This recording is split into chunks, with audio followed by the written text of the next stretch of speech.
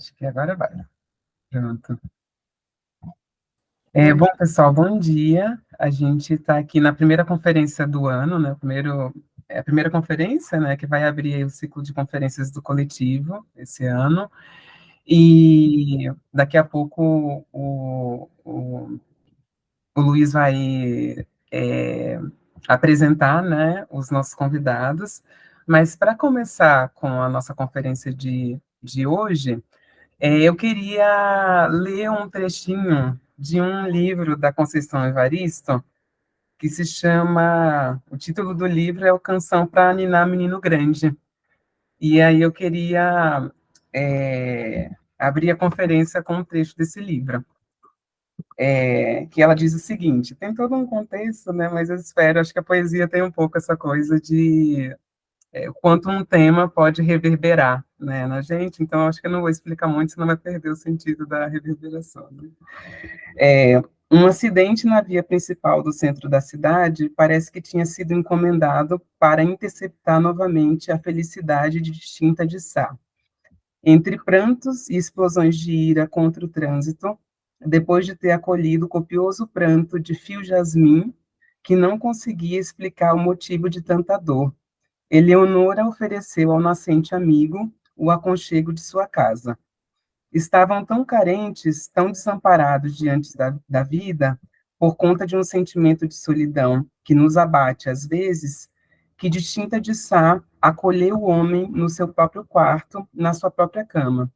Sim, ela que durante muito tempo, mesmo depois que saiu de casa, continuava acreditando que o mundo precisava ser dividido em duas partes, uma para as mulheres, outra para os homens. Refazia suas impressões. No auge da solidão, aceitou a companhia, o afeto de quem ela cria como sendo seu inimigo, ao perceber que ele também guardava a angústia humana. E ele, que das mulheres só se interessava pelo prazer que elas poderiam oferecer-lhe, esteve lado a lado com uma, sem querer lhe tomar o corpo. Fio Jasmim, pela primeira vez na vida, talvez tenha percebido que o mais sagrado de uma mulher pode se encontrar para além de seu corpo. Bom, Luiz, pode apresentar aí nossos convidados. Que ótimo trecho, Dê. Muito feliz que você achou esse trecho aí da sua leitura. Então, esse pessoal, vou apresentar o Edgley e o Vinícius, e aí já passo a palavra para eles, para a gente também não demorar tanto aqui. Bastantinho.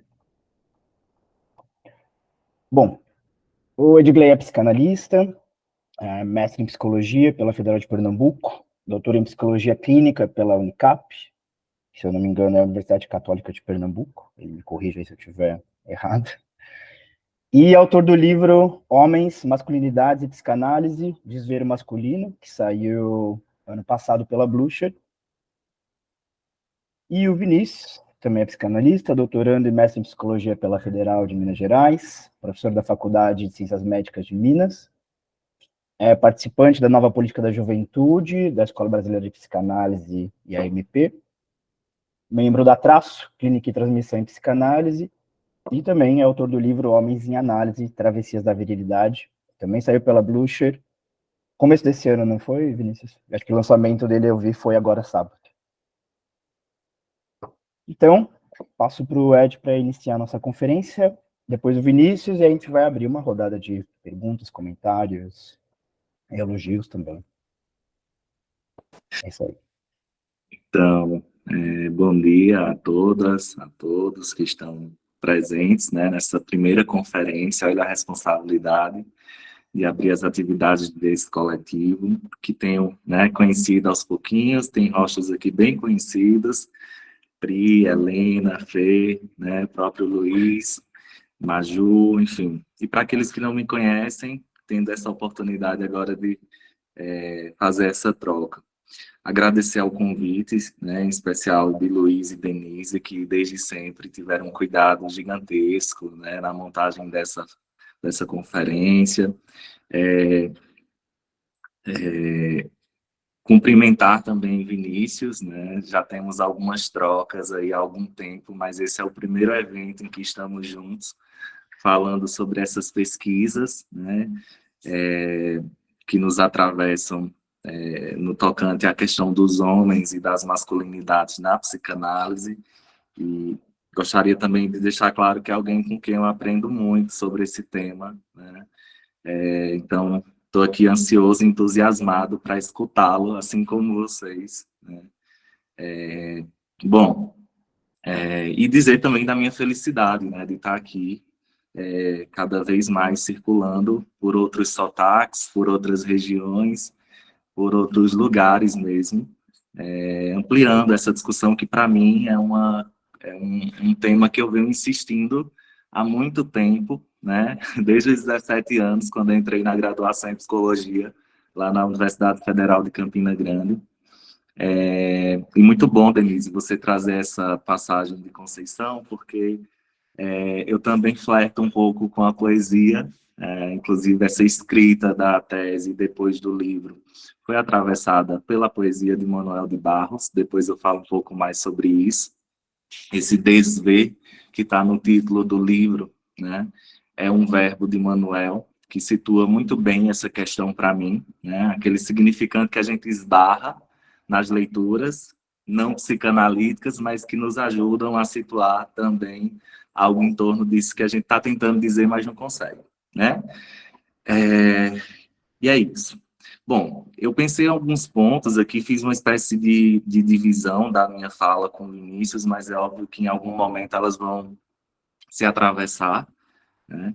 E eu gostaria de começar com um recorte da minha clínica, de uma criança de 7 anos, que em uma sessão me diz assim: tudo que tem no mundo é inventado. Canetinha é inventada, palavra é inventada, escola é inventada.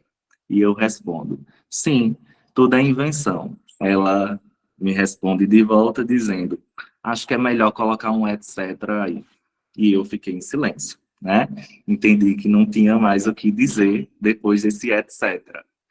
Bom, por que eu trouxe esse recorte, né, da minha clínica? Porque é uma fala que situa um pouco o que está em jogo nessa discussão sobre o masculino e sobre as masculinidades a partir de uma leitura psicanalítica, né? Há algo dessa invenção que nos interessa particularmente como psicanalistas, e há algo dessa invenção que também não é sem efeitos, né? E nessas pesquisas eu tento localizar que efeitos são esses, que invenções são essas, das saídas mais mortíferas às saídas mais vivificantes, né? De um sujeito que se relaciona com o próprio desejo, tropeçando às vezes, e em outras tentando produzir saídas mais dignas, né?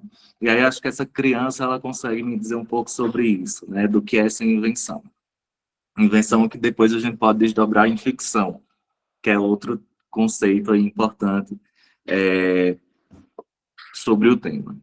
Então, acho que um primeiro ponto de partida, ainda quando eu pesquisava a questão dos homens e das masculinidades, na psicologia social, era pensar o silenciamento dos homens, né, em alguns espaços, e um silenciamento não no sentido político, tá? Que fique bem claro, mas um silenciamento do ponto de vista subjetivo de enunciação sobre o mal-estar, né, que os acomete em relação à sua própria experiência como masculino. E à medida que eu fui pensando esse silenciamento, eu fui deixando um pouco a psicologia social de lado, mas não sem ela, para chegar a esse silenciamento dos homens nos espaços de discussão psicanalíticos. E aí a gente vai encontrando, né, claro que uma variedade de estudos em psicanálise que tratam a questão do feminino.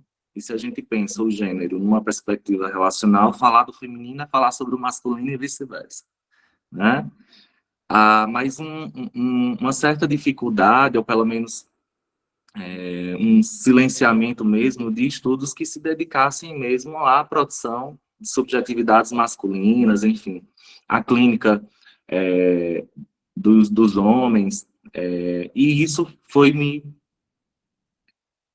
fazendo pensar sobre a possibilidade de um mais de dizer sobre os homens, né? E aí eu me inspiro no termo conhecido, clássico de Lacan, o mais de gozar, quando ele está articulando a questão com o objeto A, e digo, por que não um mais de dizer? Né? Desse mais de gozar a um mais de dizer sobre os homens, exatamente nessa tentativa de localizar algo dessa narrativa, desses sujeitos, né, em relação às suas experiências. E de partida também acho que é importante nós localizarmos a diferença entre masculinidades e masculino. No campo dos estudos sobre homens e masculinidades, que é um campo que já tem muitos estudos e que tem como principal expoente a Connell, né, que antes era Robert Connell, depois se tornou Ray O'Connell. As masculinidades, nós podemos pensar como esse objeto mesmo de estudo das teorias de gênero. Enquanto que o masculino, para a psicanálise, tem a ver com essa posição sexuada assumida pelo sujeito e que diz respeito à sexuação, ou seja, esse processo de assunção do sujeito em relação à escolha do objeto. Se eu estiver indo rápido, se não estiver claro, vocês podem me interromper, tá? E aí, é interessante porque quando nós vamos para Freud, ainda numa coordenada edípica, parece que a questão dos meninos e do masculino em Freud está bem resolvida, né? Nós temos essa sensação até um certo momento ali das elaborações de Freud, até que a gente chega finalmente ali na década de 1920 e ele começa a pensar o desfecho do complexo de Édipo, a sexualidade feminina, a sexualidade de um modo geral, e como ela vai se organizando, e a coisa não é tão simples como se parece, né? Como parece. Freud começa a esbarrar também em alguns impasses, em algumas questões da clínica que vão depondo, né, de que a coisa não é tão simples e óbvia como ele imaginava. Há impasses também para os meninos, embora, né, isso se complexifique ainda mais na sexualidade feminina, mas que os meninos não estão isentos. Então, num texto de 1923, que eu considero assim, importantíssimo, a Organização Genital Infantil, uma interpolação na teoria da sexualidade, que é quando Freud volta, né, para revisar alguns pontos que ficaram obscuros em relação ao texto de 1905, dos 3 ensaios sobre a sexualidade, ele começa a entender que tem algo ali para o menino que também não está bem enquadrado, né? Tem alguma coisa ali que escapa. E numa das passagens, bem conhecida, aliás, ele diz assim, abro aspas, naturalmente, concordaremos de boa vontade que a maioria dos homens também está muito aquém do ideal masculino e que todos os indivíduos humanos, em resultado de sua disposição bissexual e da herança cruzada, combinam em si características tanto masculinas quanto femininas, de maneira que a masculinidade e a feminilidade puras permanecem sendo construções teóricas de conteúdo incerto, né? Acho que esse muito aquém e esse conteúdo incerto vão abrindo pistas importantes de investigação sobre o que se passa também, né, na subjetividade dos homens. É claro que o tempo de Freud colocava para ele outras questões completamente diferentes da nossa. Até certo ponto, né, essa bússola com a qual ele se orienta, que é o Édipo, respondia muito bem, ou nem sei se muito bem, a algumas questões da época dele. Mas aqui é interessante observar como ele já vai apresentando alguns impasses, né, algumas inconclusões, isso que ele chama de conteúdo incerto, e que de alguma forma reposicionam a questão dos homens, da masculinidade e do masculino, para ele já naquele momento. Então, com Freud, nós observamos uma leitura muito relacionada, muito referida a esse operador falo-castração, né? Então, esse rochedo da castração, que ele vai dizer lá na dissolução do complexo de Édipo, que é um texto de 1924, é o que está em jogo para o menino, né? Porque se ele sai do Édipo a partir do momento em que ele reconhece a possibilidade de ser castrada, para a menina é o contrário, né? Ela entra exatamente porque se reconhece castrada, inclusive, no próprio real do corpo. E aqui a gente ainda vai observando uma leitura muito dicotômica, muito binária, né, do que para a menina é assim, para o menino de outro jeito,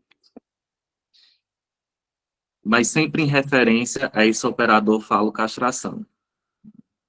Na conferência de 33, de 1933, sobre a feminilidade, Freud também escancara, né, algumas coisas importantes a respeito não só da mulher, desse dark continent, né, que ele vai falar desse continente obscuro, que eu não gosto de traduzir como continente negro, exatamente porque algumas coisas não ficam claras também, né, sobre esse desfecho para a menina, e é interessante que à medida que ele vai questionando a sexualidade feminina, ele vai esbarrando também em furos sobre a sexualidade masculina.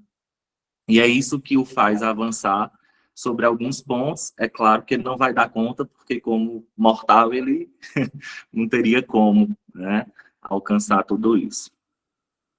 Então, com Freud, muito em função dessa questão com a castração, né? O menino não lidaria muito bem com isso. Com Lacan, já fazendo um salto aí gigantesco, mas eu estou preocupado com o tempo, há um reposicionamento, né? Um reposicionamento importante.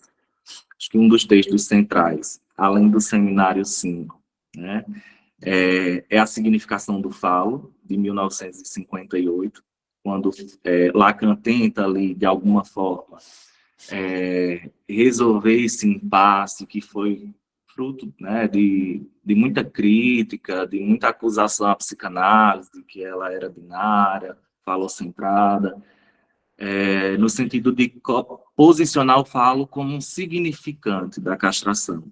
Então, aqui ele separa falo órgão e falo significante. Essa saída resolve o impasse também em partes, né, por algum tempo, mas no Seminário 5 ele vai avançando em relação, né, a essa problemática. E tem algumas passagens do Seminário 5, eu recortei uma aqui para vocês, que eu penso que seja bem interessante, né? Lá no Seminário 5, Lacan fala que, abro aspas, na medida em que é viril, um homem é sempre mais ou menos sua própria metáfora. É isso, aliás, que coloca sobre o termo virilidade a sombra de ridículo, que, enfim, convém destacar, né? Ou seja, aqui, já no Seminário 5, ele se refere, acho que até de uma forma muito jocosa, né, à questão da virilidade e de como o homem, ou os homens, de um modo geral, vamos pensar aí como categoria abstrata,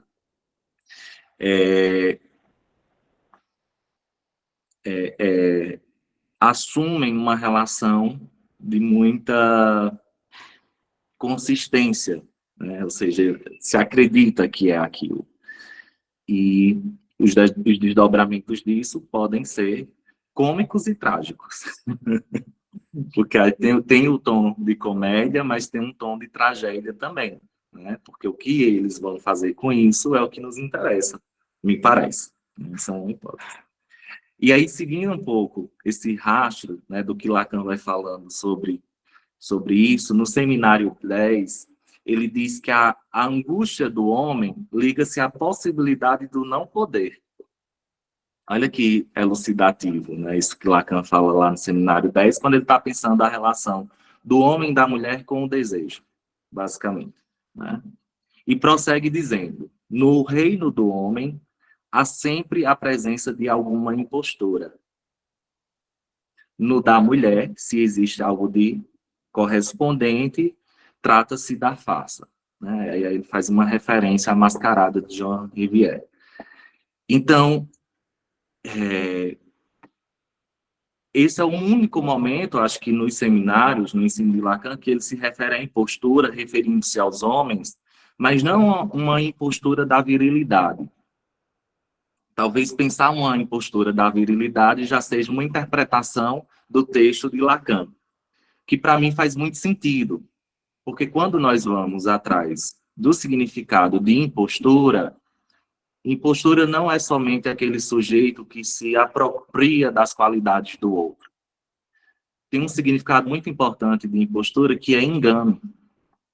E me parece que engano diz muito mais, né, dessa confusão que se coloca para o homem, né, em relação a ter o falo, e que diz respeito ao próprio engano, de em algum momento acreditar ter. Né, porque não é um engano só do outro, um engano também de si. É um sujeito que acredita, né, que acredita que tem, ainda que isso esteja sempre vacilando, e é quando vacila que algo dessa fantasia cai, que esse sujeito sofre, que esse sujeito se angustia, que talvez ele procure um psicanalista. Né? Exatamente quando algo dessa crença tropeça. Né? Ou seja, quando ele, aí nos meus termos, quando ele passa a não se enganar tanto. Então,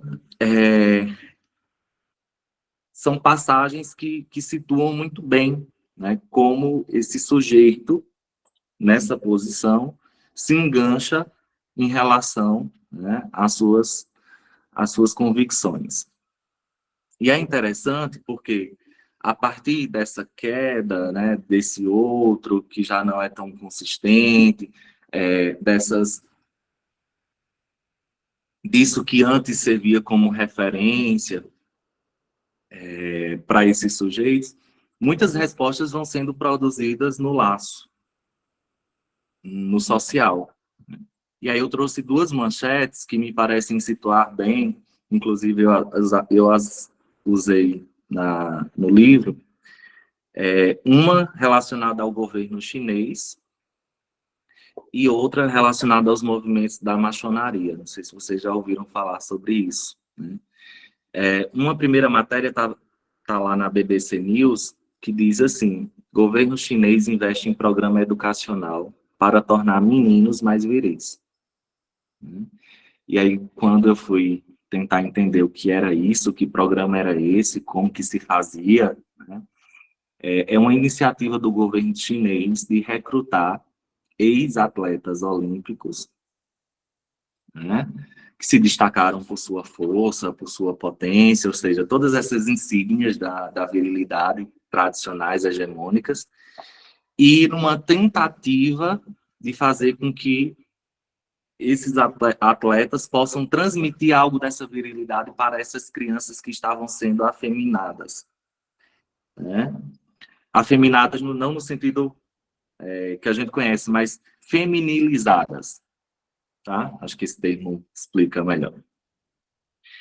Ou seja, uma tentativa de virilizar essas crianças a partir do corpo. Ou seja, em algo que possa incidir no corpo. Um treinamento, né, um condicionamento, numa transmissão que possa ir por essa via. E a outra, que está no site da UOL, em plena onda feminista, maçonaria quer resgatar a masculinidade patriarcal. E aí a gente vai vendo que esse é um movimento muito difuso, não existe um traço, né, que reúna todos esses movimentos, porque se por um lado há uma tentativa de retorno a uma masculinidade hegemônica, patriarcal, por outro há uma tentativa também de que os homens sejam acolhidos em relação a esse sofrimento produzido por essa desorientação no contemporâneo. Né? Então, a gente pode pensar como bifurcado esse movimento masculinista ou da maçonaria, que é essa tentativa de retorno a uma norma anterior ou também uma tentativa de um acolhimento, né, de outra coisa.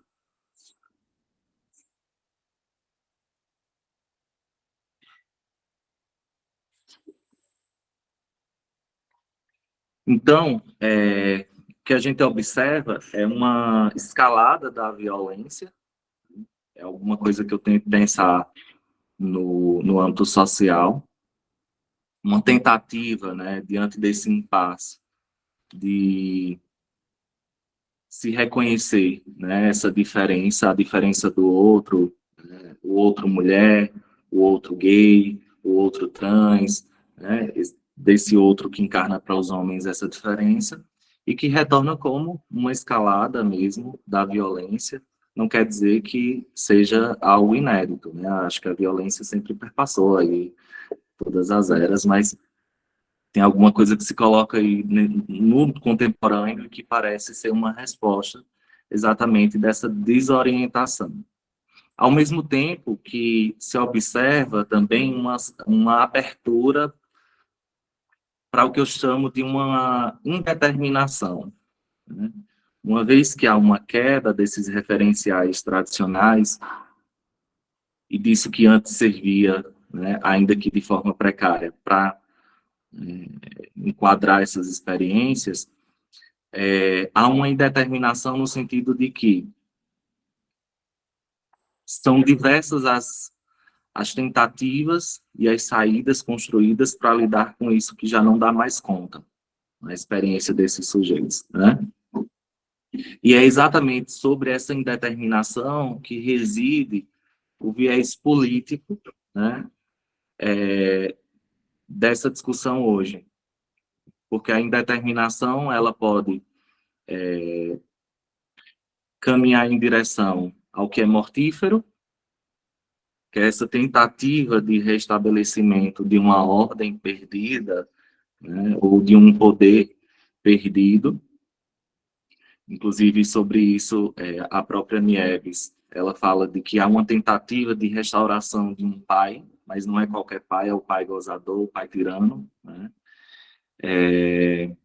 E aí a gente vai ver, né, as políticas totalitárias, os regimes totalitários, a extrema-direita, os grandes machões, né, enfim, bolsonarismo e derivados, né, no Brasil e no mundo, que são figuras que flertam um pouco com, quase que com essa posição de ser o pai gozador, né? Então, eu gozo e digo a você como, né, se pode gozar. Sim, pode, né, gozar de outras formas, né? Mas, por outro lado, é exatamente essa indeterminação que permite também a abertura para novas possibilidades de reconhecimento e de inscrição, né, desses sujeitos como homens. E eu tento apostar muito nessa leitura mais otimista, né, de que a indeterminação não é só o pior, né, mas é o que permite também uma abertura, né, para outras relações, outras possibilidades desse sujeito se relacionar com o próprio desejo, tá? Então, acho que esse é um ponto. É o que a gente pode verificar, inclusive, nos testemunhos de paz, tá? Que é o tema, inclusive, do livro de Vinícius, que vai fazer uma leitura, né, desses homens e análise, e de como o que está em jogo aí é uma certa travessia dessa fantasia, desse engodo viril, mas não só uma travessia de que é um sujeito que está num ponto e chega a outro, né? É mais complexo do que isso, mas de que uma análise talvez permita uma nova forma de se relacionar com o gozo fálico, né? Não prescindindo dele, claro, mas fazendo um outro uso. Não sei, acho que Vinícius pode... Estou colocando aqui, Vini, e você vai tocando o barco, porque eu também trabalhei com os testemunhos de passe, e foi aí que Manuel me ajudou, porque mas o que é que significa pensar homens em análise? Né? Que é o que está em jogo. O que é que significa fazer essa travessia? O que é que está implicado para um homem, né, ao final de uma análise? O que é que os testemunhos podem nos ensinar? E aí eu fui, né, em 2 testemunhos, um daqui, né, de um analista aqui de Minas, que vocês devem conhecer, né, da orientação lacaniana, que é Jesus, da EBP, AMP, Jesus Santiago, que vai falar desse gozo sacrificial, né, do engodo viril, de como ele responde, né, desse lugar, e o quanto que isso obstaculariza também, né, a relação dele com esse outro gozo. E o testemunho de Leonardo Gorostiza, que o significante, né, novo, enfim, o nome que ele dá é a calçadeira sem medida, né, que é o Santônio. A calçadeira sem medida, acho que vocês sabem o que é a calçadeira, aquele... Como que explica, gente?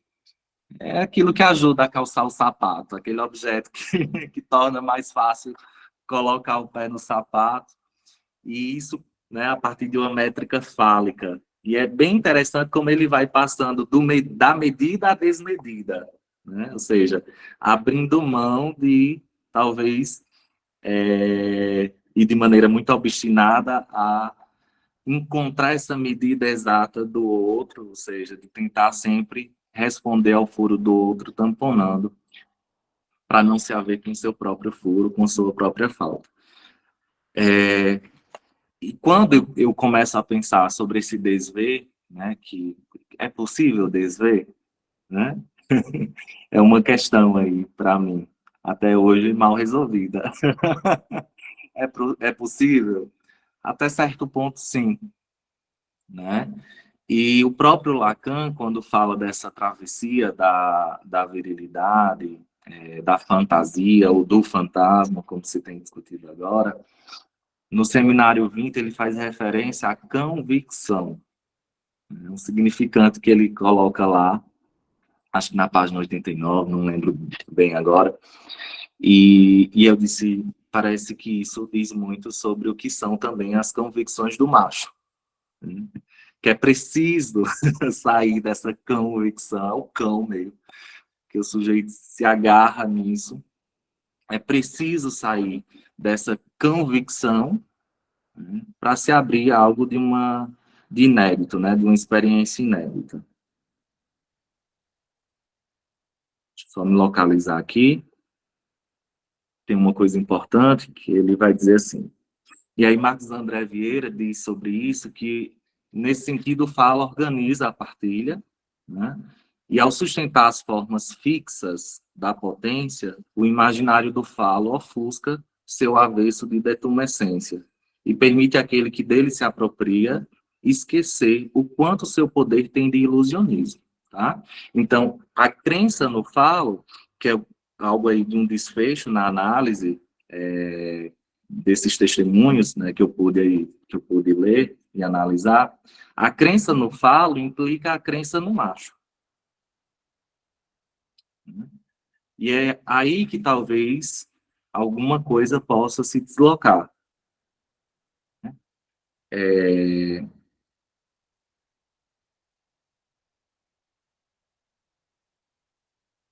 Voltando.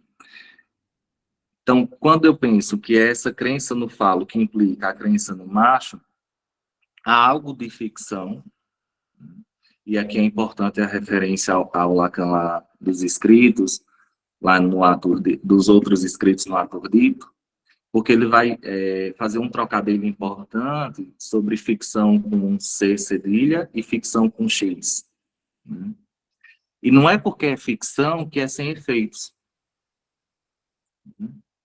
Então, é aí que reside, para mim, o problema, né? Porque, ainda que seja um discurso, ainda que seja pela via do semblante, o discurso não é um prefácio à ação, né? O discurso não prefacia a ação. O discurso é a ação. Então, há efeitos quando o sujeito, né, se fixa nessa ficção e toma isso como verdade. E mais uma vez, me parece que é na análise em que ele pode questionar algo dessa verdade, dessa ficção, que inicialmente ele toma de forma tão, né, agarrada nisso, com tanta crença. Bom, essas são algumas questões, né? Eu penso que já está no meu tempo, já, né? Isso é castração. Mas para fazer a fala circular, acho que eu deixo alguns pontos aí para Vinícius tocar o barco. Obrigado, Andy. Então, vamos ouvir o Vinícius. Bom, gente, muito bom dia. Estou feliz de estar aqui com vocês. Feliz pelo convite, da Denise, do Luiz, e também por estar com o Ed, né? Assim, a gente teve essa feliz contingência de estarmos trabalhando com um tema, inclusive partilhando de referências, algumas delas comuns, né, Ed?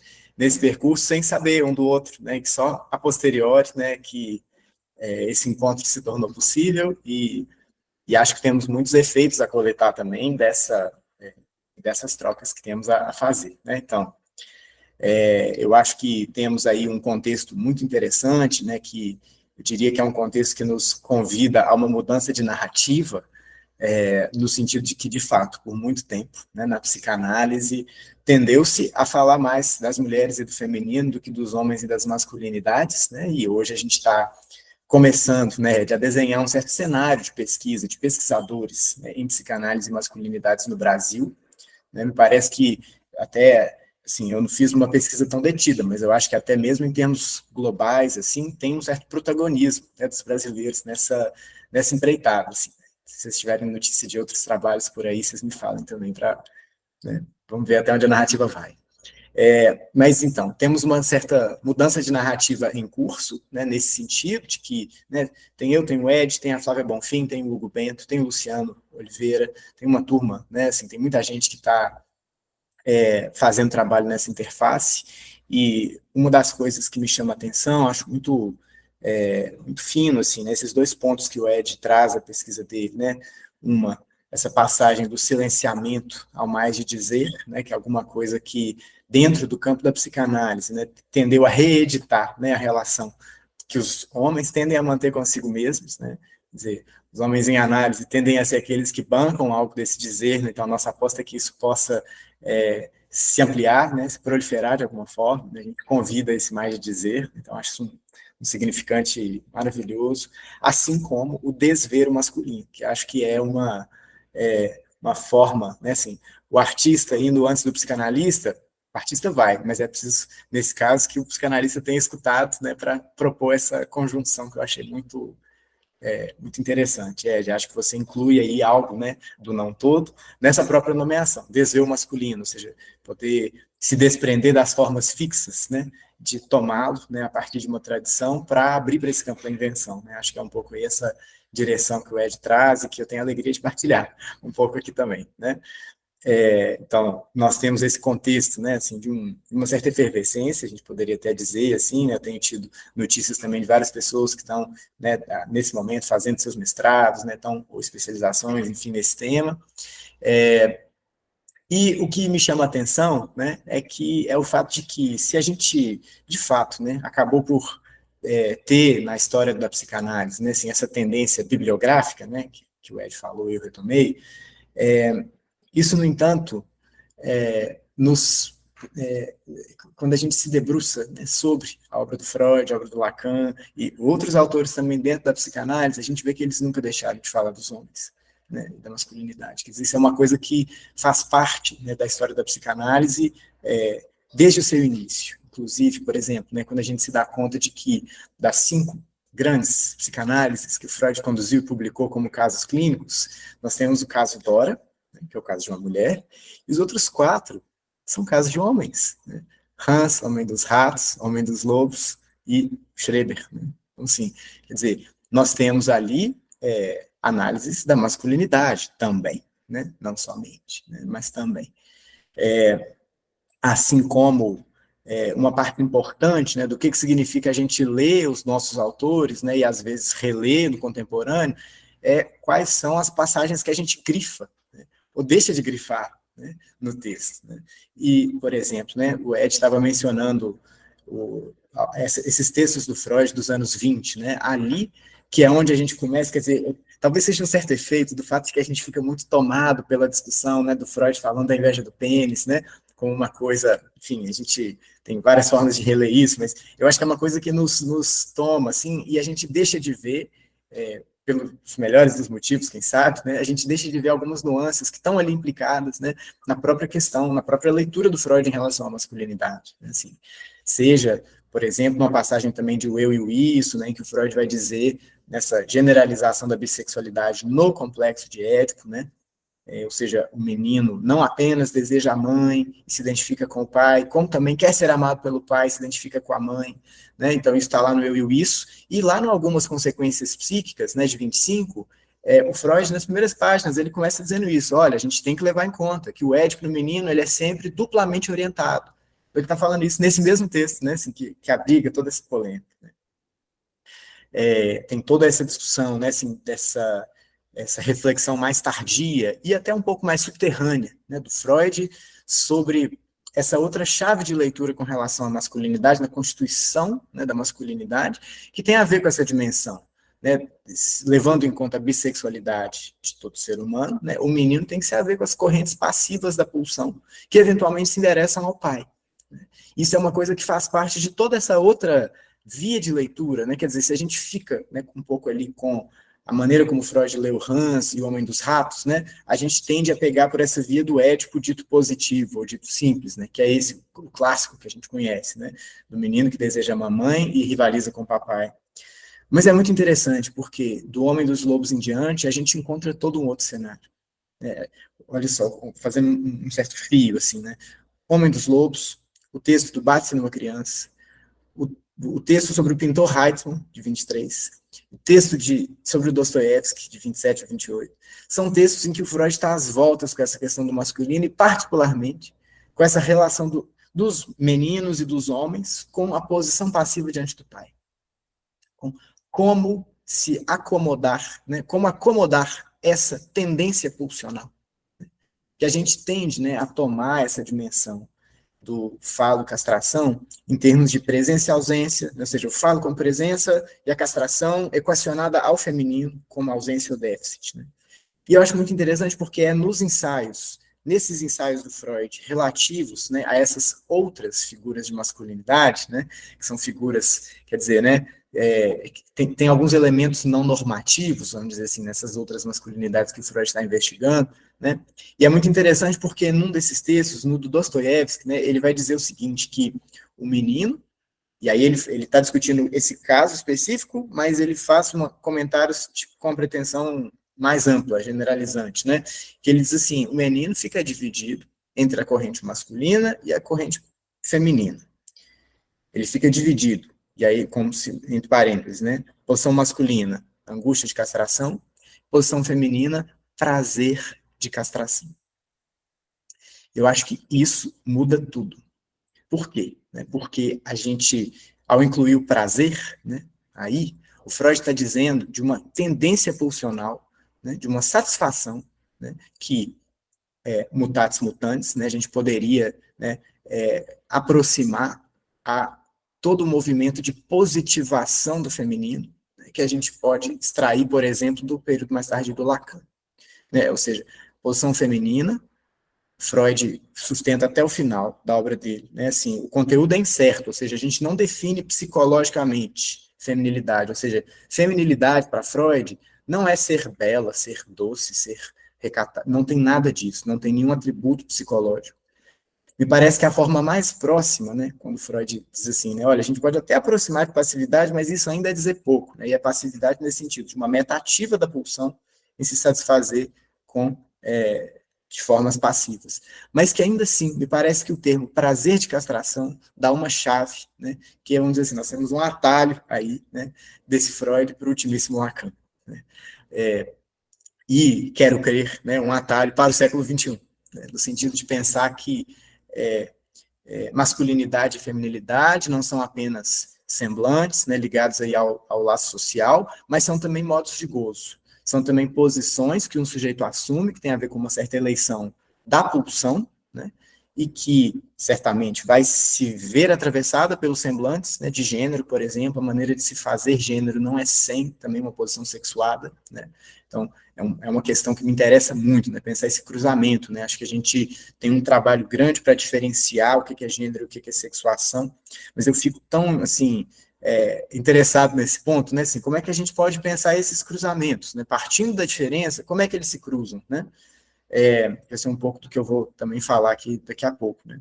Mas esse ponto do Freud, né, do prazer de castração, é o que me chama muito a atenção, porque é nesse contexto, né, ao estudar essas figuras de masculinidade, né, que estão nessa corrente subterrânea, né, da obra dele, que vai fazer com que ele chegue, lá em 1937, na Análise Finita e Infinita, a dizer da recusa da feminilidade, nos meninos e nas meninas, nos homens e nas mulheres, para todo ser falante, mas que ele define, para o caso dos homens, essa recusa da feminilidade, como sendo a recusa em ocupar a posição passiva diante de outro homem. Tem a impressão que essa é a roupagem edípica que o Freud pôde emprestar a essa forma de satisfação pulsional que não se restringe ao gozo fálico em posição ativa. Ou seja, como se tivesse aí alguma coisa dessa fantasia masculina quanto, né, a esse terror em ocupar a posição passiva de outro homem que remete, em alguma medida, a um outro gozo que estaria colocado para além do gozo fálico.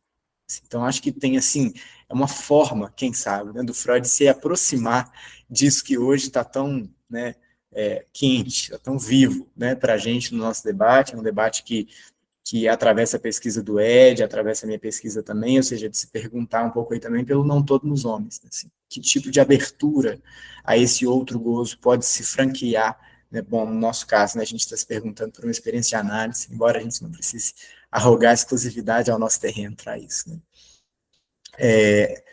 E então, quer dizer, né, a gente consegue localizar, né, uma série de contribuições, né, sobre o tema do masculino dentro, né, da própria obra do Freud, dentro da própria obra do Lacan. O Ed foi lendo aí várias passagens do Lacan sobre esse tema, então me parece que uma parte, né, do que o nosso cenário atual nos convida e nos permite é o de converter um pouco o nosso olhar em direção a sublinhar, eventualmente, passagens que a gente deixou, né, que a gente deixou passar batido, enfim, que não nos chamaram a atenção inicialmente, mas que o contexto nos convida a uma leitura renovada, né, dessas referências que estão lá há muito tempo, né, que estão lá, quer dizer, em 1920, Freud dizendo, né, lá no... Gente, o bate-se numa criança é uma coisa impressionante, né, porque a gente tende a pensar, né, assim, essa questão a partir da fantasia masculina do masoquismo feminino, né, como sendo uma questão de mulheres, né, só que os casos clínicos que o Freud traz, isso aparece também no problema econômico do masoquismo, né, são casos de homens, né,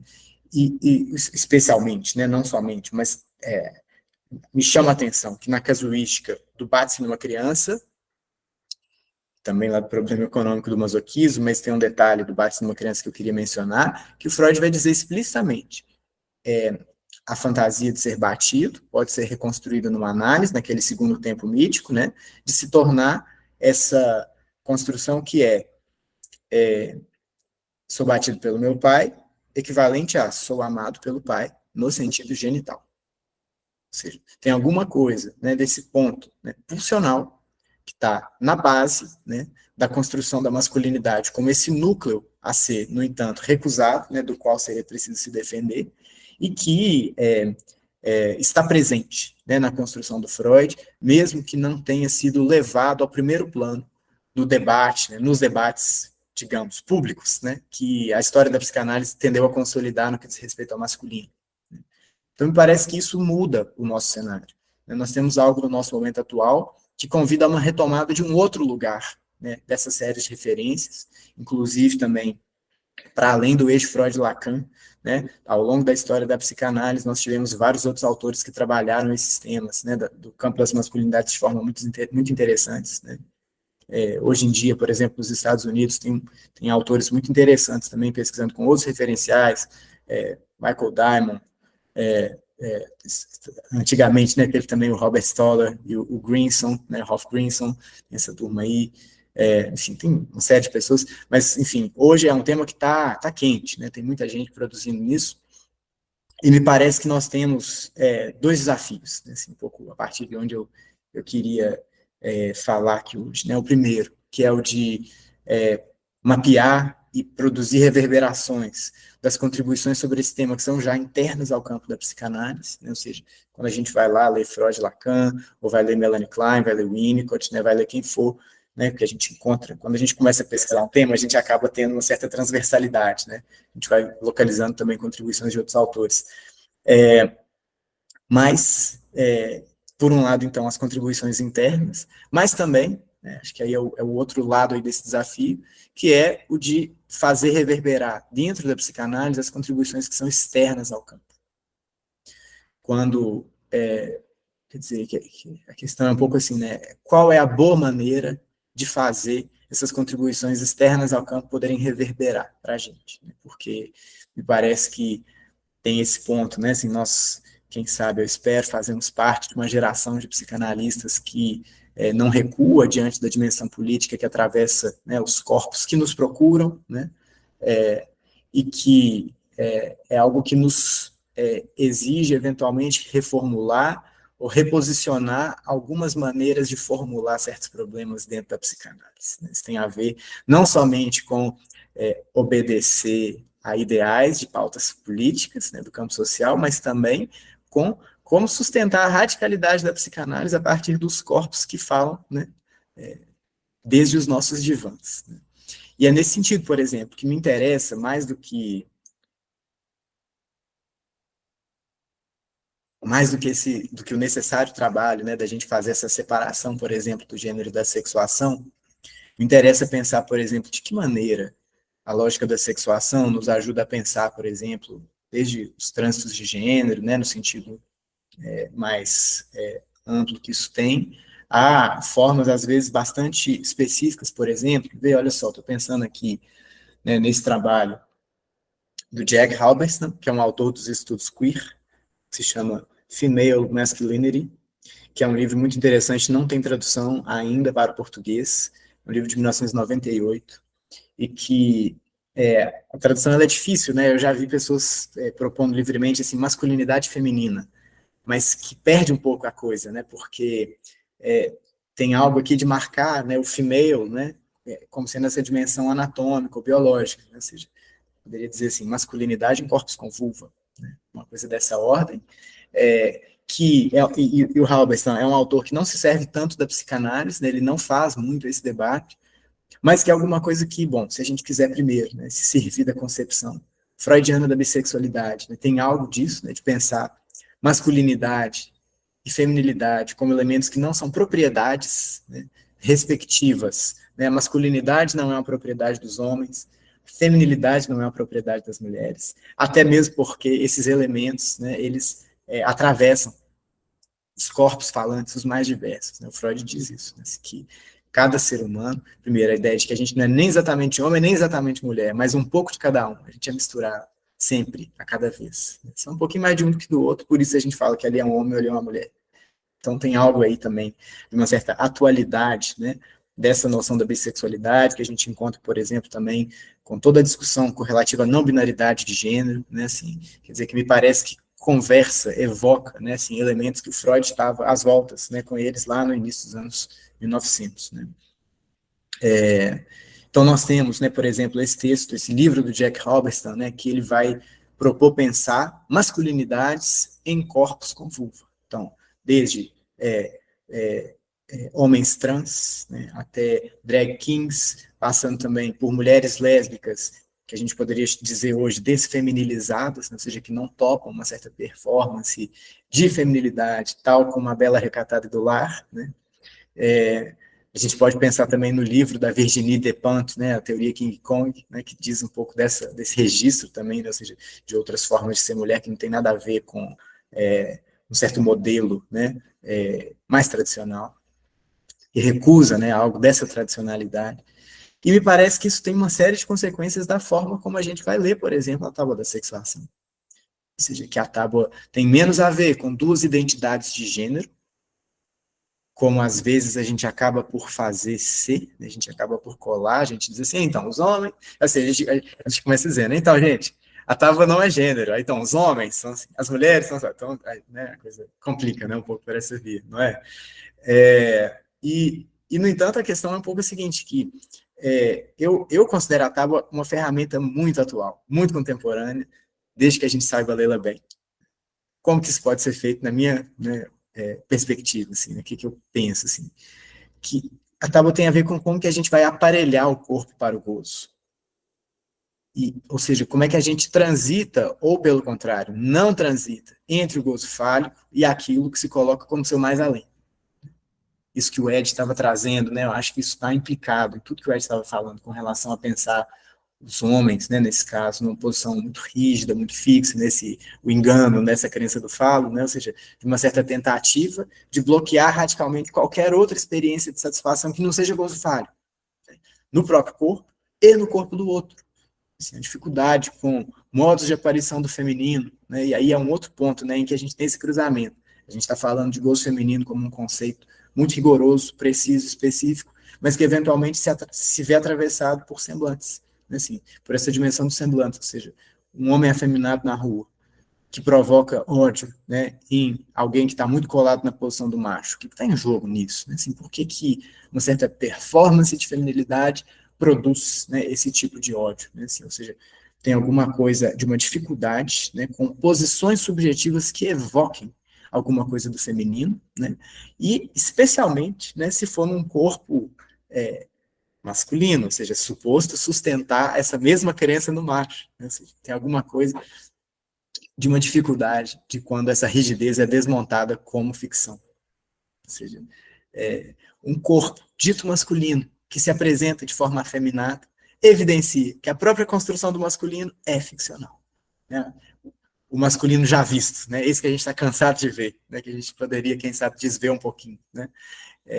Então, tem alguma coisa, né, assim, de um certo desvelamento, né, dessa ficção viril por corpos dotados de pênis, né, que são dissidentes, né, de algo dessa forma de masculinidade. Então, tem alguma coisa, né, que se coloca no registro do gozo fálico que tem a ver com sustentar um corpo fechado, sustentar um corpo que localiza a sua satisfação no próprio falo, em semblantes do falo, em pedaços, né, do corpo do outro, nos objetos né, assim, uma bunda, um peito, um olhar, uma voz, né, o que for, como elemento a ser recortado do corpo do outro.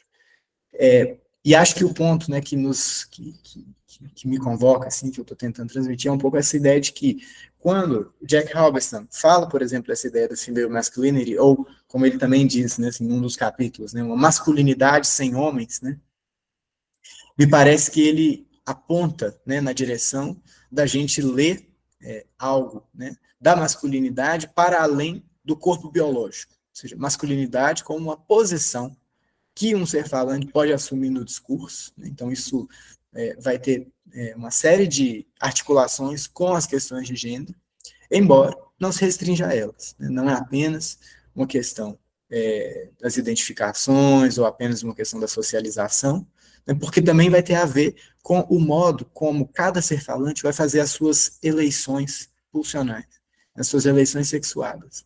Como é que cada um vai se posicionar, né, e aparelhar seu próprio corpo para o gozo. Então, ou seja, a gente vê isso, uma coisa que não está incluída no livro do Jack, mas mais provavelmente por uma questão temporal, né? Atualmente, as pessoas não binárias que se dizem transmasculinas. Ou seja, tem alguma coisa, né, da masculinidade que não faz dessas pessoas homens, né, são corpos que não se reivindicam como homens, mas sim como corpos transmasculinos, ou seja, que convocam a operar alguma coisa da masculinidade enquanto lugar no discurso, né, enquanto modo de funcionar com o gozo fálico, né, em alguma medida, ou com semblantes do falo, né, mas que não precisam para isso se reconhecer como homens. Né. Então, acho que tem um ponto aí que convida a uma atualidade, né, urgente, né, para nós, né, na psicanálise, ou seja, como que a gente pode ler a sexuação para além do gênero, mas não sem o gênero. Assim, tem alguma coisa dessa ordem, né? Assim como, por outro lado, me parece também que a gente não pode mais ler a tábua sem considerar, né, isso a partir, né, dos corpos falantes que estão em análise, né, que são analistas, né, mas que a gente não pode ler a tábua sem considerar também seu atravessamento, por exemplo, pela dimensão da raça. Ou seja, que quando a gente, na primeira página do Pele Negra, Máscaras Brancas, de Frantz Fanon, ele diz assim: o negro não é um homem. Essa frase ela tem duas orientações de leitura distintas, mas que se atravessam, né? Ou seja, tem uma negação da humanidade, né, do negro enquanto uma categoria mais genérica, né, mas também podemos pensar, né, numa negação da masculinidade dos homens pretos. Ou seja, como alguma coisa que o universal masculino precisa manter excluído como seu exterior constitutivo, para que a gente possa olhar para um homem branco e dizer, é apenas um homem. Ou seja, então tem alguma coisa dessa forma de constituição do próprio universo masculino, né, que inclui essa exclusão, né, na sua própria constituição. E isso me parece, né, que é uma coisa que tem que ser pensada com rigor, né, que é algo que tem consequências, por exemplo, no terreno das formas de tratamento do gozo. Quando a gente vai se aproximando, né, desse campo que, quer dizer, né, dentro da psicanálise, a gente ainda não tem tantas produções, né, nesse campo das masculinidades, nós estamos começando a ter, mas em contraponto a isso, né, aqui no Brasil a gente tem muitos trabalhos do campo de estudos de masculinidades que tem discutido de forma muito rica, de forma muito interessante e qualificada o debate, por exemplo, das masculinidades negras, que é algo que, né, a biblioteca, né, de um psicanalista contemporâneo não tem como passar longe, né, tem que se aproximar dessa literatura, né. E estou dizendo isso, né, assim, então nós temos, assim, deixa eu levantar e pegar aqui, só para dar uma ideia, indicar algumas coisas, né.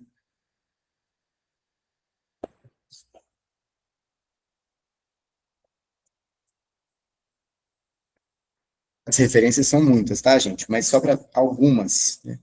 Esse primeiro livro aqui, ó, Diálogos Contemporâneos sobre Homens Negros e Masculinidades, Henrique Restier, Rolf Malum, um livro excelente. Eles fizeram, deixa eu ver aqui, esse aqui também, Masculinidades Negras, Novos Debates Ganhando Formas, Vanderlir Camilo e Paulo Melgaço, da Silva Júnior. Vigoria Cabra Macho, Masculinidades no Brasil, Caetano e Silva Júnior. Márcio Caetano e Paulo Melgaço. E, finalmente, esse daqui, ó, Transmasculinidades Negras, Narrativas Plurais em Primeira Pessoa. São livros, tem vários outros nessa mesma direção, mas só para dar uma certa ideia de um debate em andamento, né, atualmente, no nosso país, em curso, né, que é um debate que, no entanto, não inclui a psicanálise. É um debate que não é feito por psicanalistas e são autores que não, bom, por motivos diversos, né, até o momento não tiveram interesse em se aproximar do campo. De forma que, a meu ver, né, essa tarefa é nossa. Assim, cabe a nós fazê-lo, né, e nesse ponto, né, quando Fanon produz essa frase impactante, né, me parece que em vários momentos, né, ele vai dizer, ao longo desse livro, do Pele Negra, Máscaras Brancas, né, ele vai dizer do modo como ele vê seu corpo tomado como objeto, né, do olhar do mundo branco, né, de uma forma que desfaz esse corpo, ou seja, tem alguma coisa que descompleta a constituição desse corpo masculino, né, que não a quem não é autorizado a ocupar uma posição de sujeito, né, quando a gente pensa na partilha da sexuação, uma posição de sujeito que está do lado masculino, né, ou seja, tem uma diferença, tem uma particularidade na maneira como esse corpo é desmontado pelo olhar do outro, ou seja, tem uma feminização desse corpo, né, a partir do olhar do outro, que é uma discussão que me chamou muito a atenção, né, a partir da leitura do Davidson Faustino, né, que numa aula menciona esse autor aqui, Eldridge Cleaver, que foi uma das lideranças dos Panteras Negras dos Estados Unidos. Esse livro saiu em português também, mas é esgotadíssimo, eu acho até que existe o PDF, chama Alma no Exílio, né, Soul on Ice, que é alguém que é alvo de uma prisão, né, e que desse período, né, do seu encarceramento, ele escreve, né, esse livro e vários outros, e me chama muita atenção esse ponto, né, assim, de que ele vai dizer, e aí o Davidson nos apresenta essa chave, né, de pensar o racismo como uma forma de emasculação. Ou seja, tem alguns trechos aqui, né, do Eldridge, né, que ele vai dizer desse ponto, assim, né, um homem sem minhas bolas, né, passagens em que ele vai dizer desse ponto de uma certa desautorização social, né, com relação ao da masculinidade ou da sua forma de se apropriar do gozo fálico, né, que não encontra lugar no laço social. E a gente poderia, inclusive, contrapor a isso, a esse não lugar, né, no laço social, as formas estereotipadas de hipervirilidade, né, que os homens negros são convidados a sustentar, né, pelos ideais de superpotência, infalibilidade, né, tamanho, etc., que, no entanto, são outras formas, né, já vistas, né, do masculino nesse terreno, né, ou seja, entre essa inexistência e um ideal de sustentar essa hiperexistência, ou seja, não tem lugar nem para lá nem para cá. Me parece que algo do que o Ed traz com relação a esse campo da invenção talvez possa se aplicar também para esse debate, possa se aproximar, possa servir a esse debate, né, de pensar aí essa invenção de outras masculinidades possíveis, né, seja, né, no campo do gênero, seja no campo da raça, né, formas dissidentes de sexualidade, mas que, bom, minha ideia aqui com essa fala era mais ou menos essa, né, de trazer aí algumas ressonâncias, né, do ponto em que está esse debate, né, e como é que tem muita coisa para se produzir. Então, queria que essa fala pudesse servir um pouco, quem sabe, como um convite ao trabalho, né, que a gente possa se engajar, né, na construção dessa psicanálise do século XXI, que só pode ser uma psicanálise viva, senão não será. Isso aí. Obrigado.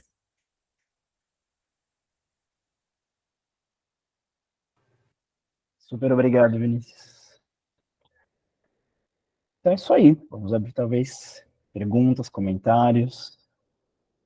Gi, e aí eu levantei, mas assim, aproveitando já a situação, mas eu adorei a fala, né? E fiquei, ainda estou pensando, ainda está reverberando aqui, principalmente essa questão da construção, né? O Ed começou inicialmente falando da fala da criança, né? Das invenções, eu fiquei pensando o tempo todo nisso, assim, né? À medida que vocês foram discorrendo, justamente esse aspecto de uma construção disso que o tempo todo se inventa, né? Talvez, assim, o que fazer, né? Desse masculino, né? Mas eu estou pensando ainda, queria reverberando a fala de vocês, mas agradecer já, adorei as duas, parabéns.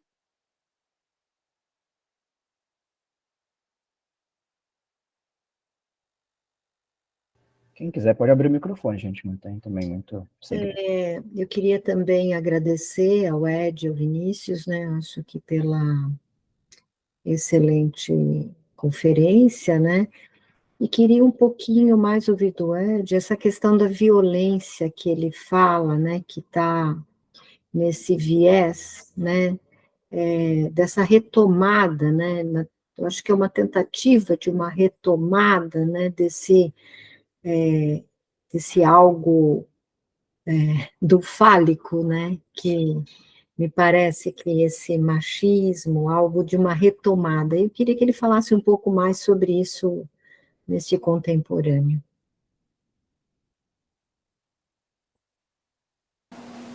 Já responde ou fecha uma rodada de 3? Vamos talvez recolher algumas coisas, de repente.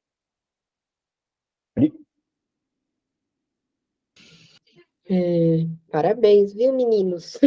Foi muito bom. Putz, eu fiquei pensando aqui, tentando juntar um pouco, né, a articulação do Vinícius e do Ed, e esse final, né, que o Vinícius traz, com uma eu perdi o nome do autor, que, se eu não me engano, era do autor de um dos líderes do Pantera Negra, que foi preso, perdi o esse, Acho que é disso que você falou, né? Que ele fala do racismo como uma forma de emasculação, né? De uma desautorização social, mas que é uma desautorização social ligada à masculinidade, né? Essa emasculação, não é qualquer, né? E aí fiquei pensando um pouco que o Ed passou bem rapidinho ali pelas questões da maçonaria, dos movimentos masculinistas, né? O quanto talvez isso possa ter alguma relação com essas desautorizações sociais, né? Que o lugar do masculino vem tomando em algumas sociedades, não todas, né? Aparentemente na China tem outra, mas em algumas sociedades, né?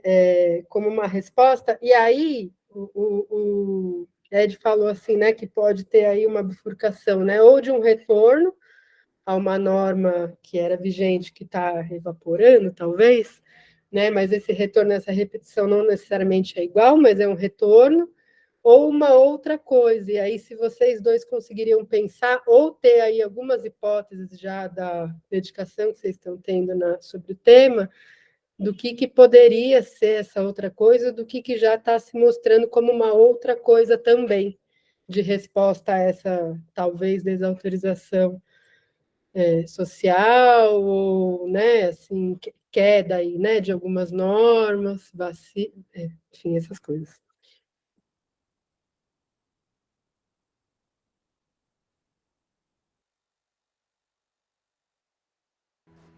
Eu acho que eu tenho uma pergunta também, assim, que acho que a fala de vocês me provocou, assim, e talvez eu acho que acho que parte da fala do Ed, também do Vinícius, assim, que estava pensando aqui em algumas falas de homens no contexto jurídico,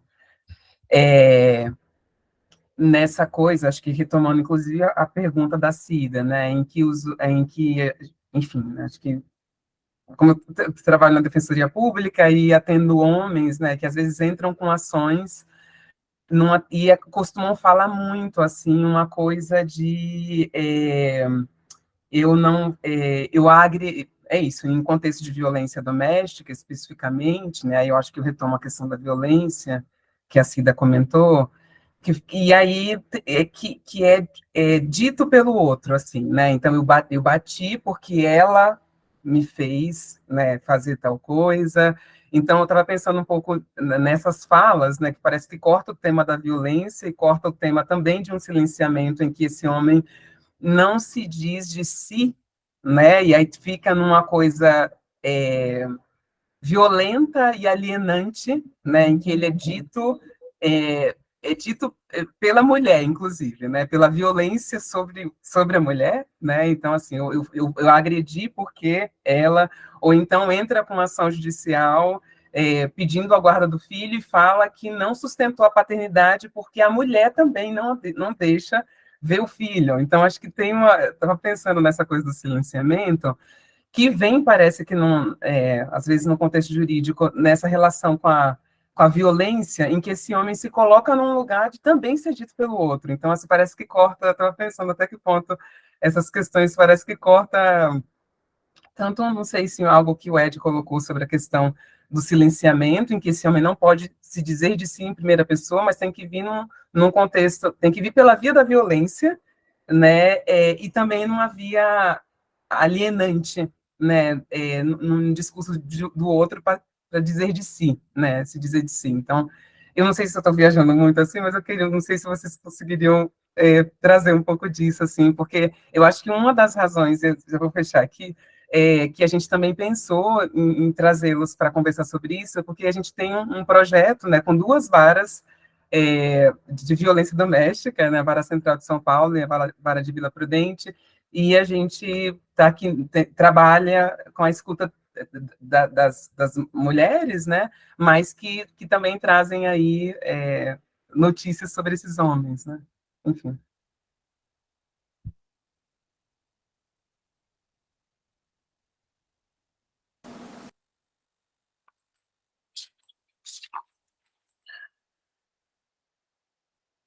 Posso começar, então? Acho que, bom, questões muito importantes, e a partir do que vocês estavam colocando, Denise, Priscila, Cida, Regina, eu estava tentando localizar, porque eu trabalhei também com entrevistas, né? Então, uma coisa que eu queria sustentar era escutar homens que não estavam em análise, né? E como é que é essa experiência para esses sujeitos também, né? E foram homens entrevistados na região da Várzea, que, enfim, fica ali ao redor da Universidade Federal de Pernambuco, então, cidade universitária. E eu estava tentando localizar uma fala que precisa muito bem isso que vocês estão colocando, né? Porque não só uma retomada da violência, mas a violência como aquilo que funda a experiência desses sujeitos, né? Porque não é que a violência é um fenômeno contemporâneo. Na verdade, muito desse poder, né, o que Pierre Bourdieu vai chamar de a dominação masculina, tem a ver com esse exercício pela via da força, da violência, para que o homem se coloque, então, nessa posição de dominação, né? O que muda, talvez, são as respostas, né, a isso que se coloca como impasse, como questionamento, porque se por um lado há um retorno, para mim esse retorno é sempre permanente, da violência, há um rechaço também a esse lugar do homem que se posiciona a partir dessa referência hegemônica, né? Então, um homem que é homem aos moldes tradicionais, né, hegemônico, ele tem um certo, né, há um discurso de rechaço também. E parece que a violência é isso que se retroalimenta a partir desse rechaço, que aí sim me parece um fenômeno contemporâneo, né? Isso que os próprios movimentos, enfim, colocam em xeque. E aí tem uma fala, né, de um adolescente que ele diz que deixa isso muito claro. Eu tentei localizar aqui, mas com tudo que a gente procura na hora, some. Mas ele diz exatamente isso, assim, de que por muito tempo ser violento para ele era a própria condição de ser homem, né? E que isso só ganha um novo contorno para ele quando num grupo do Instituto Papai, né, que é um instituto vinculado ao GEMA, que foi onde eu fiz um núcleo feminista de pesquisa sobre homens e masculinidades lá em Recife, ele começa a questionar sobre isso que para ele era uma prática naturalizada. E aí ele vai se dando conta de que não, né, não precisa ser por essa via, né, de que há como ele dizer e se impor, né, em alguns momentos, sem ser com violência, né? Então, acho que é essa uma coisa muito importante. Eu gosto muito disso que Vinícius colocou, porque me arranha muito o ouvido, quem me conhece, né, nos bastidores, nas mesas de bar. Eu sempre falo do estranhamento que me causa, às vezes, desse posicionamento de alguns psicanalistas, de prescindir, né, do gênero e sempre assumir em relação a tudo que diz respeito a esse campo a partir de uma posição de defesa, né? Então, parece que o psicanalista fala de outra coisa sempre, mas nunca se esclarece que outra coisa é essa, né? E como se esses gêneros, essas identidades, esses semblantes, não tivessem uma função importante de localização subjetiva desses sujeitos, inclusive do ponto de vista do direito, né? Porque é a partir dessas organizações, né, dessas identidades, que, né, se pode fazer frente a algumas políticas que desconsideram esse ser abjeto, né, esse ser que não faz parte, esse ser que fica ali às margens. É claro que o que está em jogo para a psicanálise não é só isso, né? Então, eu gostei quando Vinícius colocou a psicanálise, eu até anotei aqui, ler a sexuação para além do gênero, mas não sem ele. Porque tem algo desse mal-estar que retorna, e aí retorna nos consultórios, retorna na violência, né? O Brasil, não à toa, é o país que lidera alguns rankings de violência no mundo, né? Inclusive de LGBTfobia. Então, tem algumas contradições que precisam ser escutadas também, e isso não é sociologizar, né? A discussão, como muito recorrentemente se escuta, mas a psicanálise não pode sociologizar. Para mim, isso não tem a ver com sociologizar, né? Isso tem a ver com alcançar mesmo aquilo que se coloca como mal-estar na nossa época e acompanhar, assim, verificar na clínica ou nesses outros espaços, nesses outros dispositivos, o que, no 1 a 1, né, vai sendo produzido como saída, tá? Bom, por enquanto é isso. Vou pegar esse gancho, então, Ed, do final da sua fala, né, que é esse o problema, né, ou seja, a acusação de uma sociologização da psicanálise. Eu acho que a gente precisa escutar dela, né, o ponto de como manter, como falar dessas questões a partir do discurso analítico. Ou seja, eu acho que essa que é a questão. Como que a gente aborda, se aproxima questões que estão tão quentes no terreno social, sem mudar de lógica, sem mudar de discurso, né, sem passar para o discurso do mestre ou discurso universitário. Né? E a minha aposta é que, bom, tem como fazer, precisamos fazer isso. Assim, né? Ou seja, quando um psicanalista se aproxima das questões de gênero, isso é feito de uma forma diferente do que alguém que está na psicologia social, enfim, né, um ativista, né, que cada um tem seu lugar, cada um fala com o lugar e a lógica que lhe é correlata, né? Mas que a gente não pode se servir dessa diferença de discurso para se abster, para se silenciar ou para só se defender, né? Então, como fazer, né? Acho que essa que é a questão. Por exemplo, nesse ponto, né, dessa discussão da sexuação, me parece que tem uma questão a ser desdobrada, por exemplo, nessa relação das masculinidades negras com a lógica da sexuação. Como que a gente faz isso?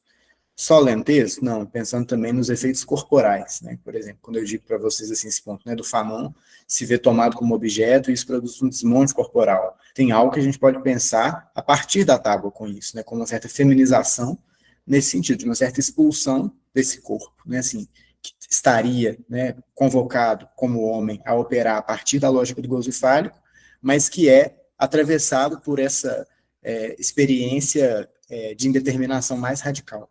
Né? Ou seja, tem uma forma forçada, né, de feminização, né, nesse caso.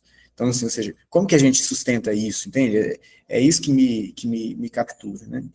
E a questão da violência é interessante porque também é um tema que está super em alta, né, essa questão, quer dizer, faz mais ou menos 30 anos, né, na psicanálise, que se começou a dizer dessa história de um declínio do viril, que, no entanto, é uma história antiquíssima, né, enquanto um problema, né, que é muito comum a gente ver esse tema ser tratado de uma forma mais ou menos rasa, do tipo como se antes houvesse uma estabilidade do nome do pai, né, ou dos homens, enfim, e hoje isso acabou, né, é muito interessante isso, que a gente sempre vai conseguindo retraçar para mais antes ainda, né, assim, o momento em que, não, agora já não é mais a era de ouro da masculinidade, agora os homens estão desvirilizados. Gente, isso é uma coisa antiga até mandar parar. Assim, tem uma coisa que é um certo fantasma quase estrutural, né, da masculinidade nesse sentido, né? Ou seja, o Freud, lá na Viena, fin de siècle, né, no final do século XIX, quando ele escreve o Moral Sexual Cultural, ele está respondendo ao trabalho de um cara, que é o von Ehrenfels, que tinha escrito um livro que se tornou um best-seller, que estourou na época. E o problema que o von Ehrenfels estava enfrentando era isso, de uma certa desvirilização dos homens por conta da moral sexual cultural, que se oporia a uma moral sexual natural, que seria dos homens poderem ter várias mulheres, conquistarem, gente, ou seja, entendeu? A coisa, ela tem uma viagem na história, né? Assim, tem uma fantasmagoria masculina com o que permitiria que a gente transpusesse, né, essa castração dos homens, ou seja, essa limitação dos homens, né, que se vem sempre perdendo alguma coisa e nostálgicos por resgatá-la, né? É claro que isso também não é um modelo para ser pensado de forma transhistórica, né, com outra atemporalidade. O trabalho do Pedro Ambra, por exemplo, vai mostrar que isso tem muito a ver com o estilo moderno, né, de se fazer masculinidade, nesse ponto dessa nostalgia, né, ele acompanha esses livros da história da virilidade, né, que vão mostrar essa construção, mas me parece que nós temos, ou seja, a gente tem que ler isso tudo para tentar chegar com mais precisão no que particulariza o contemporâneo. Por quê? O que me parece, por exemplo, ser um ponto-chave? O que o capitalismo produz? O capitalismo, ainda que a gente continue, né, com os homens muito bem plantados nas suas posições de poder, das grandes companhias, das grandes empresas, da política, né, ou seja, que é uma coisa que, você vê, né, quando a gente fala em declínio do viril, né, a gente tem a discussão desses homens masculinistas, né, eles tendem a dizer assim, não, porque o avanço do feminismo fez com que os homens perdessem seu lugar, né, os homens não têm mais lugar, agora são as mulheres que podem, né, tarará. Mas, bom, por um lado, primeiro, do ponto de vista mais radical, né, da estrutura social mais ampla no próprio mundo, os homens continuam muito bem posicionados. Então, quando a gente fala em declínio viril, a gente não pode pensar... Aí, esse é um conceito que não pode ser diretamente lido com uma chave sociológica, né? Porque o que está em jogo nós temos hoje uma interrogação do valor simbólico do falo, né? Enquanto o operador que seria o operador central para tratar o gozo, né? E isso é um efeito, em partes, do discurso capitalista. Por quê? Porque, quando a gente pensa o que é o casamento contemporâneo da ciência e do capitalismo, nós temos um abalo no lugar de autoridade da tradição. Então, isso tem a ver com uma certa perda de peso, né, do que seria esse lugar historicamente consolidado para os homens, né, e aí, por exemplo, esse é um debate que a Connell, que o Edgley mencionou, que é uma autora fantástica, que a gente tem que ler mais, a Connell, que ela é a referência, assim, a meu ver, é a pessoa que discute de forma mais refinada esse problema da masculinidade no campo social, e tem um diálogo muito interessante com a psicanálise, que é uma coisa que tem me interessado de resgatar agora que eu estou no doutorado, estou fazendo um pouco desse trabalho também, em breve tem notícias, mas que ela vai dizer desse ponto, assim, né, de como que essas diferentes masculinidades, elas vão tendo formas, né, de se, a palavra é minha, formas de se afirmar, né, diante das condições sociais que elas têm, né? Então, por exemplo, quando a gente pensa o que é a masculinidade do homem preto periférico, que eventualmente pode se configurar como uma masculinidade de protesto, ou seja, vamos pensar assim, né, se é alguém que consegue dinheiro a partir do tráfico, né, vai se servir desse dinheiro para, né, ostentar arma, para ostentar mulheres troféus, né, ou seja, são formas, né, de afirmação de uma masculinidade, ali onde o laço social nega o reconhecimento dessa masculinidade das formas tradicionais. Então, quando a gente fala em declínio do viril, a gente precisa sempre situar um pouco esse debate também, né? Porque começou-se a falar, por exemplo, nos anos 90, né, da ideia de que tem um novo homem se formando, né, porque o declínio do macho aí se permite fazer um novo homem desconstruído, não sei o que, isso, anos 90. Rapidamente começaram a surgir trabalhos dizendo assim, opa, peraí, isso aí é um homem de classe média, porque na favela não mudou tanto assim não, né, e na verdade pelo contrário, ali, nesse outro território, você pode ter na masculinidade tradicional a forma do sujeito exercer um certo poder em um lugar de reconhecimento, né, ali onde, enfim, outros processos que seriam, né, que a classe média consegue pela via do trabalho, né, da carreira, etc e tal, não, isso é negado, né? Então, assim, esse debate ele é complexo, o debate do declínio do viril e da violência que vem em decorrência disso, né? Mas eu acho que é um debate que a gente precisa enfrentar, a meu ver, por essa via, ou seja, né, de como que a gente tem de fato, né, uma certa redistribuição da partilha do falo, né, que produz isso que o Ed nomeia como indeterminação para alguns corpos, ou seja, ali onde havia uma expectativa de reconhecimento num certo lugar, esse lugar de reconhecimento se esvai, né, então o reconhecimento seria pela via do simbólico, né, e essa expectativa retorna como exigência pulsional entre real e imaginário, né, como uma coisa assim, como um certo protesto pulsional mais direto, né, que a gente precisa oferecer palavra para que ele possa se elaborar, né, e, bom, tem muita pesquisa também sendo feita nesse campo, né, quando a gente pensa num trabalho, a gente pode até dizer, um trabalho pioneiro da Susana Muscat, que é uma dissertação de mestrado de 2006, virou livro em 2007, né, Violência e Masculinidade, que é uma autora que discute, vai te interessar, viu, Denise, a violência masculina, no contexto assim, ela escuta em grupos reflexivos homens da periferia de São Paulo que incorrem, né, em atos de violência com as suas parceiras ou ex-parceiras, em função, muitas vezes, de fatos como: a mulher pediu o divórcio, o cara fica indignado. Ele está desempregado, a mulher está trabalhando, ele se vê como menos, né? Ou seja, que são situações em que você tem a perda de um ideal, né, e uma exigência, né, assim, quer dizer, ali onde o sujeito estava acostumado, né, assim, a operar a partir de um ideal do eu, do provedor, etc. e tal, né, assim, ali onde isso cai, ali onde isso não tem correlato mais na realidade, tem uma exigência superegóica que o convoca a atualizar de novo algo desse ideal, que, como não é realizado assim, volta pela via da destrutividade, que é a fonte pulsional do superior também. Então, assim, tem muita coisa em jogo, muita coisa em movimento. Tentei falar mais do que deveria me caber nos poucos minutos aqui, mas porque também é uma discussão que me pega muito. Então, temos muita coisa por aí.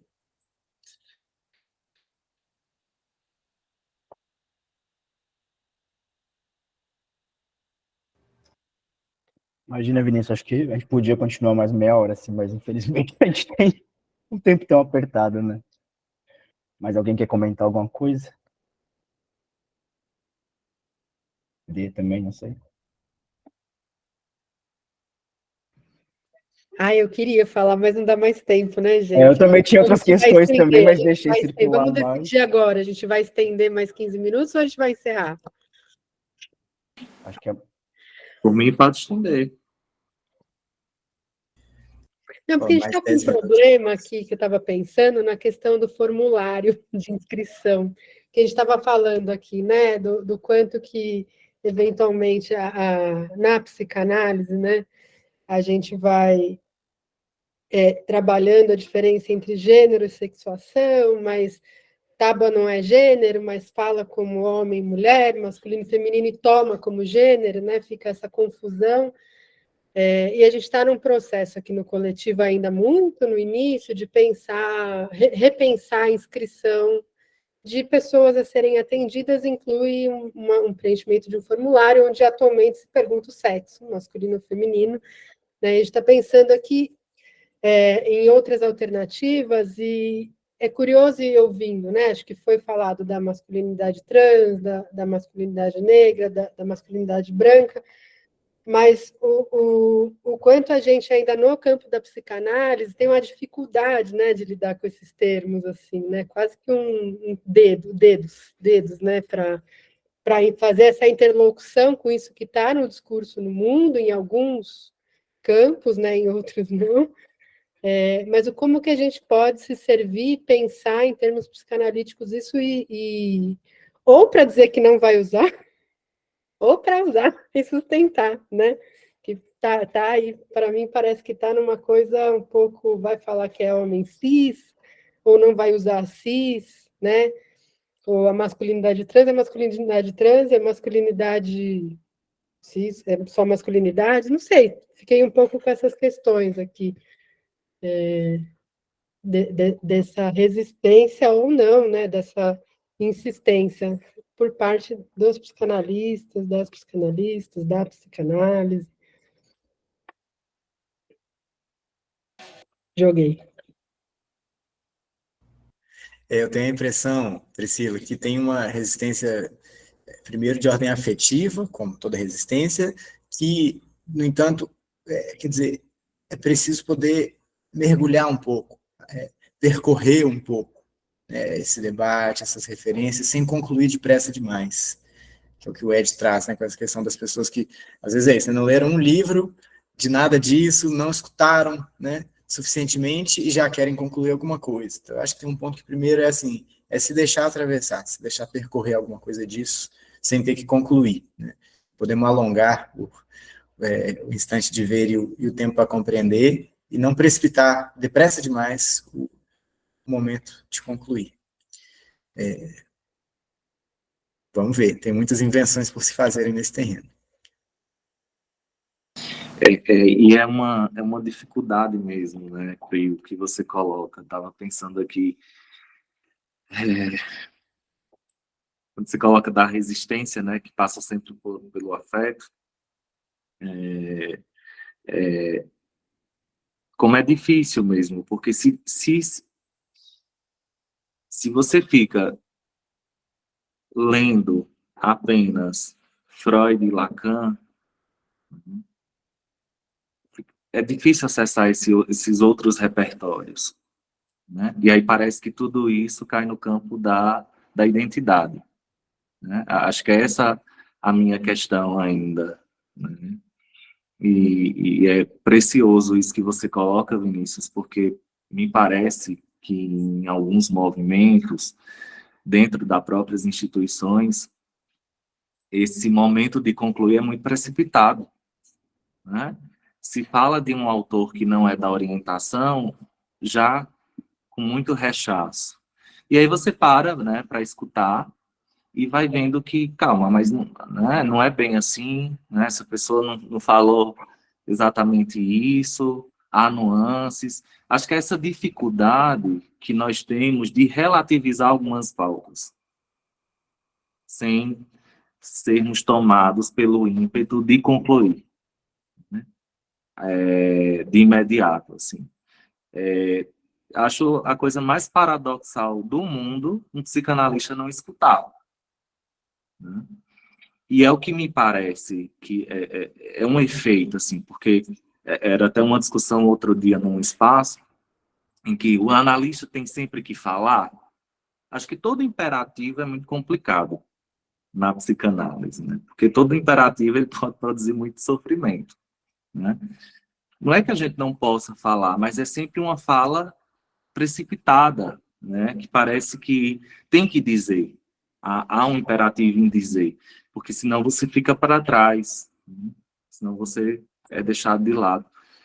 E há coisas que são muito complexas. A gente está tocando em questões difíceis, né? Essa gagueira minha, pelo menos, né? Para falar sobre algumas questões relacionadas a esse tema, é porque você está tocando ali em pontos muito sensíveis da experiência de outras pessoas, de como elas se reconhecem, de como elas se nomeiam, né? De como elas querem ser chamadas, para, né, como analista, assumir uma posição um pouco acolhedora em relação a isso e dizer que é a identidade e que por isso não interessa a psicanálise ou ao psicanalista.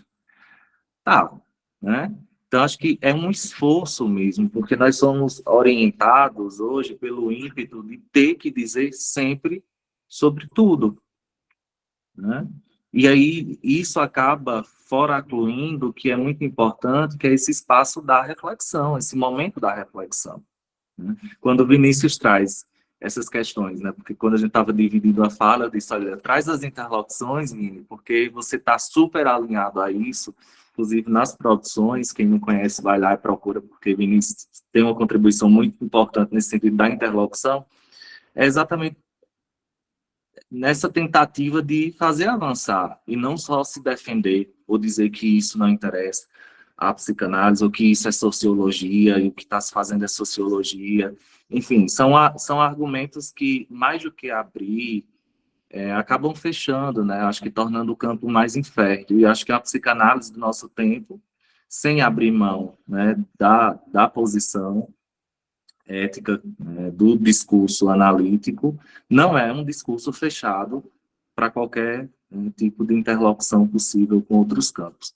Enfim, eu fico também pensando um pouco sobre isso e é um impasse, né? Porque não é uma discussão. Acho que a sua pergunta, Priscila, a sua questão, mais do que pergunta, nos convoca a pensar o que fazer com isso. Inclusive, como que se estrutura um formulário num coletivo de psicanalistas, não é? Não é ficar aqui na intelectualização, no hermetismo lacaniano, enfim, psicanalítico, e esquecer, tá, e um formulário que parece algo tão simples, como que isso, né? Esse formulário, ele assume esse compromisso político com esses sujeitos que se reconhecem para além dessa binaridade, né? E aí isso me fez pensar, inclusive, lembrar de um paciente adolescente, né, um menino, que colapsa meu binarismo quando ele chega para mim aos 12 anos, dizendo que, né, ano passado ele era bi, esse ano no ano até então, né, se reconhecia como hétero e depois ele não sabia, podia ser que ele se tornasse gay depois, e era né, com essas palavras. E eu, como assim se tornar gay? Ele o amigo da minha mãe se reconheceu gay aos 30 anos, então eu não sei como é que vai ser lá na frente. E eu, né? Porque assim, eu nasci em 92. Fiquei, como assim? Como assim? Esse menino tá me falando, né, de uma loja que já não faz mais sentido, mas que eu me subjetivei a partir dela a vida inteira, né? E naquele momento não havia nenhum ponto de sofrimento. Depois eu não sei como que vai ser isso para ele, né? Então acho que tem coisas que vão, né, nos interrogando mesmo, que vai da escuta no consultório até a formulação de um formulário mesmo, numa instituição, né, como a de vocês, um coletivo como o de vocês. Enfim, fiquei pensando muita coisa. A gente já tiver que ceder ao momento de concluir, infelizmente. Mas, enfim, agradecer a vocês dois, foi mais que excelente. Eu também tinha outras questões, enfim, acho que talvez a gente pudesse continuar mais. E, enfim, acho que é isso, agradecer a presença de todo mundo. E a Dê também, que ajudou a gente a organizar essa conferência. Muito obrigado, gente, pela presença e o debate. Muito bom. Tchau. Tchau. Obrigado. Valeu, obrigada. Tchau, obrigada. Valeu, gente. Obrigado. Tchau, tchau.